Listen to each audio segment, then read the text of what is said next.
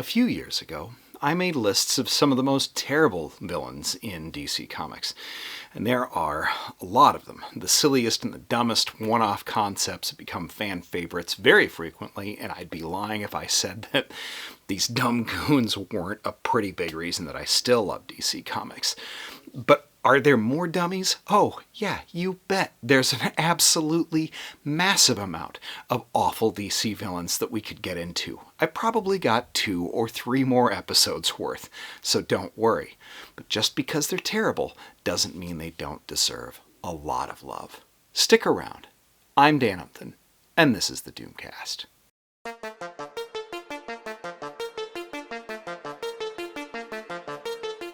Alright, first off, do me a favor, hit subscribe and the bell. I make about one of these videos a week. They are all great, so please don't miss even one. I don't talk about stuff I hate, just stuff that I love. One of the first ones that I'm going to do here is Condiment King. Now, Condiment King is probably one of the most recognizable dumb villains. Why has it taken me so long to actually get to him? This is the 3rd episode like this. Actually, I think it's the 4th. Well, it's because he was never created to be intended seriously, and he wasn't even originally created for comics.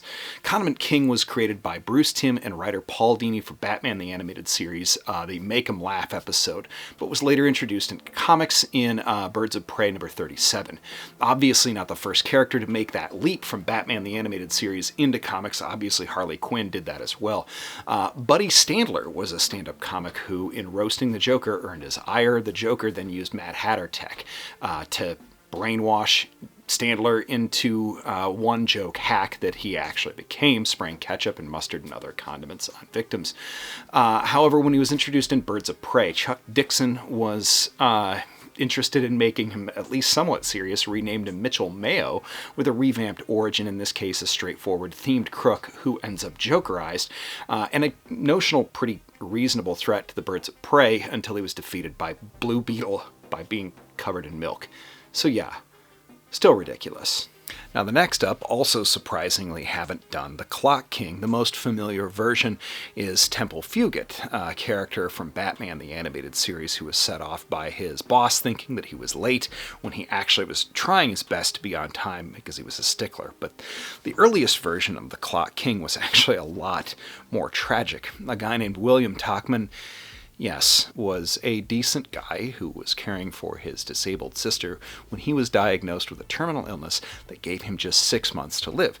Now, concerned for his sister's future and well-being, he used careful timing to learn how to rob a bank's vault, but was caught and then put in prison, where he learned that, in fact, his medical diagnosis was incorrect. He was never terminally ill. His medical records had been switched.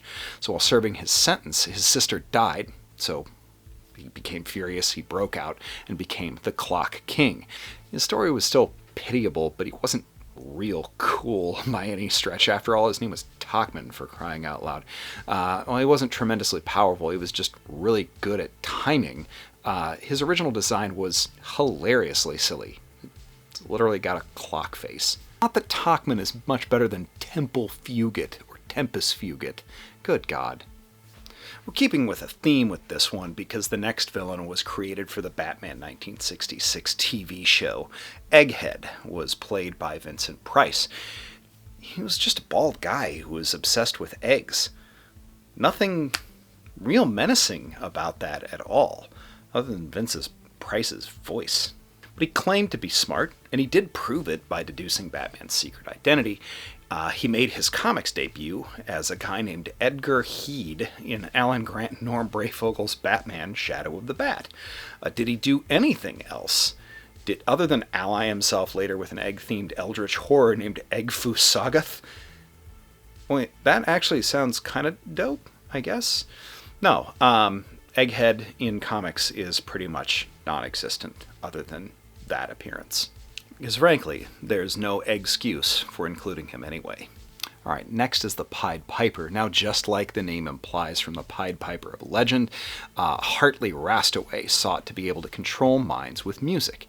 He had been born deaf, tragic, and was fitted as a child with hearing aids that cured this, at least partly, but he became obsessed with sound and discovered ways to hypnotize human beings through music. This set him at odds eventually with Central City's Barry Allen, the Flash, and he eventually became a central member of the Flash's core rogues gallery. Now, the Pied Piper does have a pretty incredible power set. Being able to hypnotize people just through music is pretty useful, but it is also absolutely ridiculous. But it does make him kind of one of the more badass rogues, to be honest. Because the next one is...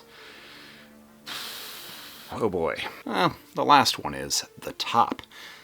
Pause. There's been a few versions of Top-related characters. There was even a Superman Top. Pause. In the 1940s. But Roscoe Dillon is the top of the Flash's rogues gallery of power bottoms. Pause. Okay, they can't all be bottoms, can they?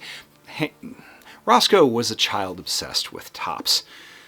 Pause. So he taught himself to spin real fast. So fast that he could even deflect bullets.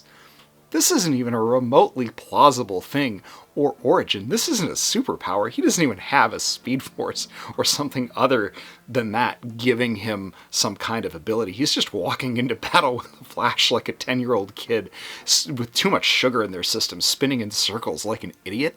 Well, in comics from John Broome and Carmine Infantino, it worked, and it made him apparently smarter since, listen, his mind was also spinning faster than his body was because it was closer to the center, that it made him an incredible inventor of trick tops that he eventually used as weapons.